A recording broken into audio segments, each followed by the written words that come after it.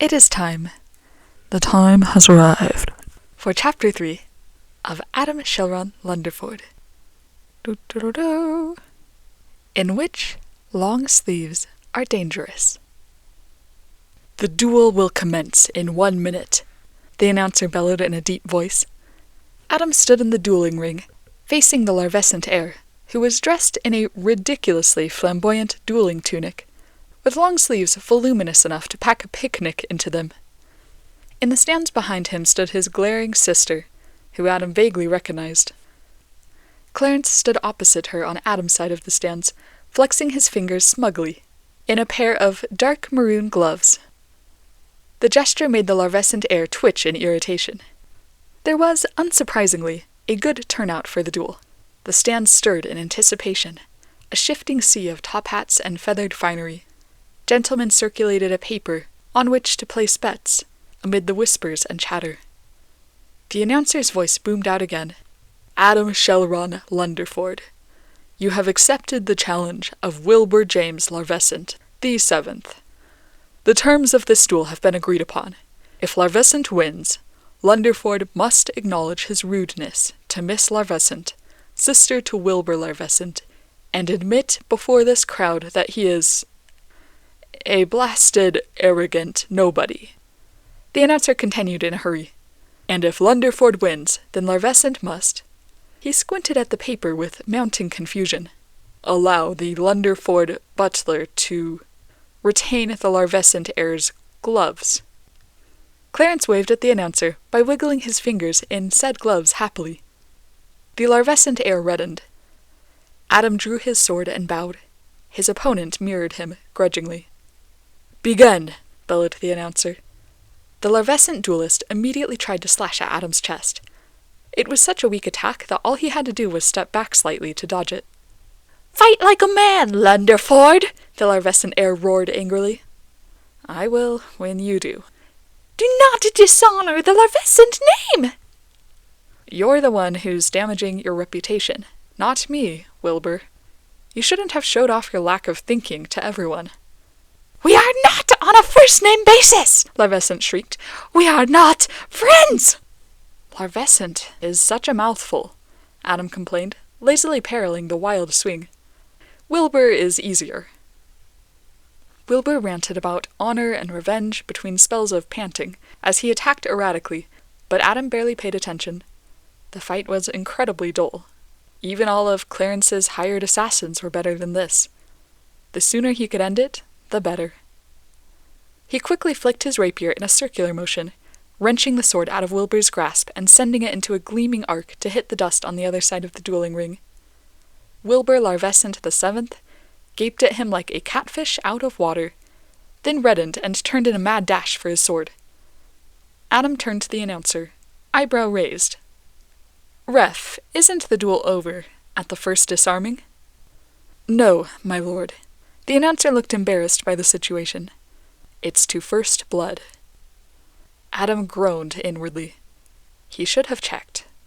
Disarm was the standard convention for a typical duel among nobility, but there was also fight to first blood or to the death.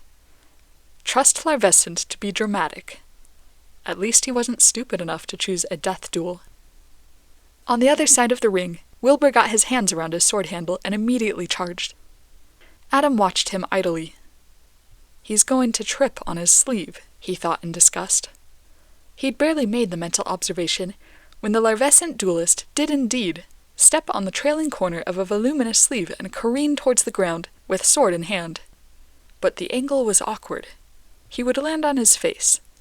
That itself wasn't really a problem. What was a problem was that his face would land on the tip of his sword. Adam lunged forward as his opponent fell.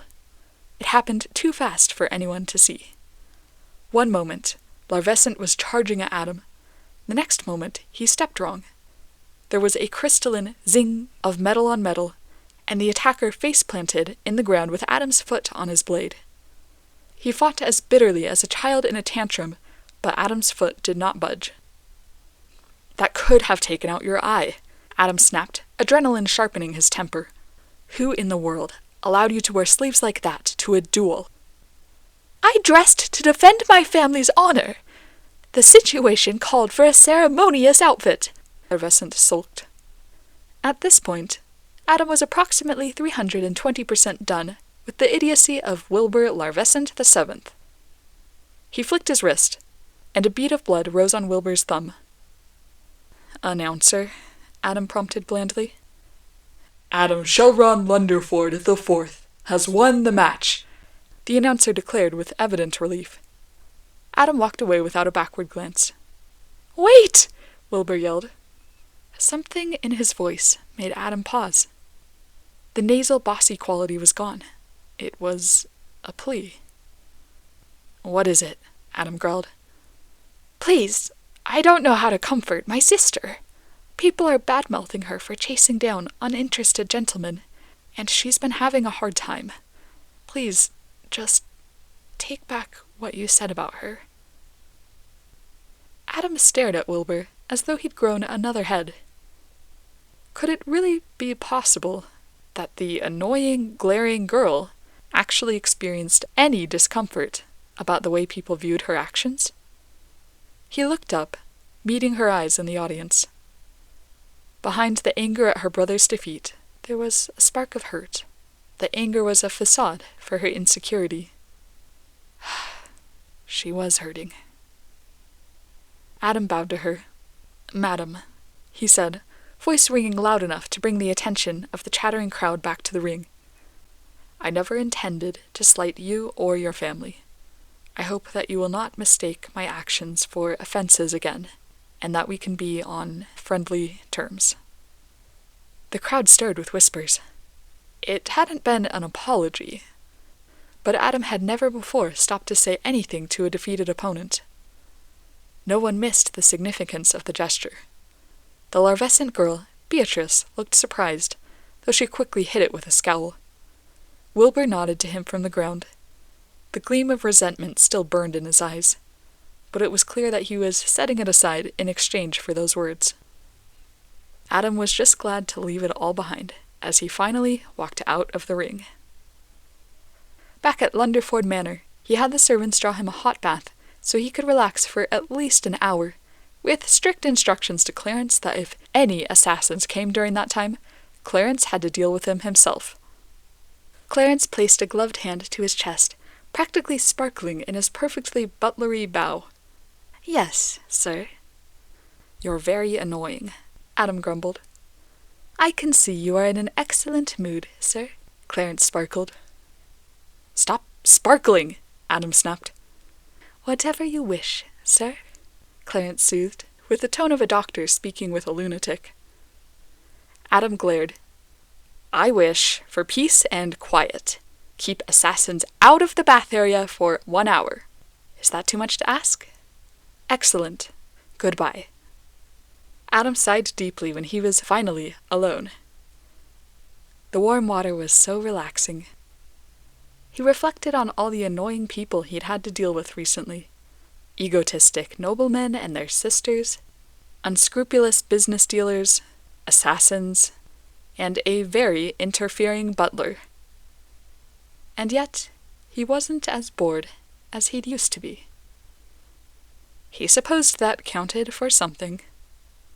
For a moment, he smiled. And then his peace was interrupted by the sounds of Clarence going hard at karate with an assassin. So much for peace. "Take it outside," Adam yelled. "As you wish, sir." A bright crashing sound, like the shattering of a window, followed. "I shall simply ignore it," Adam muttered.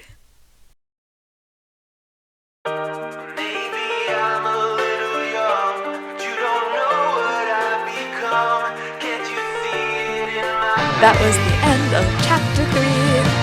Enjoy. Clarence speaking. The next chapter is apparently titled, "In which Clarence meets his match." I highly doubt that.